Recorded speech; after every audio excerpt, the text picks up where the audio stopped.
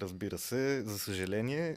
Може би да дадете малко подробности отново за генетичното изследване от 800 души, с което доказано е вече европейският происход на прабългарите. Мисля, че книгата ви естествено по това време някъде излезе, когато Не, то е доста по-старо. той е от 2009, реално Да, може би, то но... предхожда чувствително писането на книгата и всъщност е дело тук на един смесен екип, в който участва един от нашите членове на нашия екип, колегата Нешева и нейни колеги от Медицинския университет. Тя е пионер на... Ами вижте, тогава методите бяха доста несъвършени. Прохождаше още тогава палеогеномното знание, но въпреки това беше категорично ясно, че отсъстват у съвременната българска популация мъжки линии, които се асоциират с Азия. Сега, мъжките линии са нещо страшно важно и интересно за изследването на...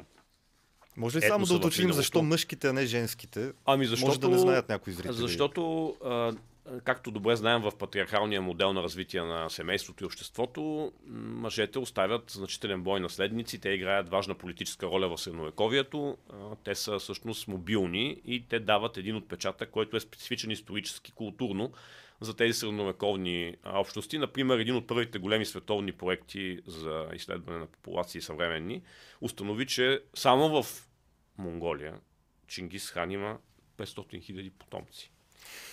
Благодарение на изследването на мъжката линия. И в този смисъл се очакваше, тъй като парадигмата доскоро беше различна, до преди 30-40 години се смяташе, че в нашите учебници пише, че прабългарите са били тюрки от Алтай. И че трябва да се открият всъщност хаплогрупи, мъжки линии, свързани с това население от Сибир.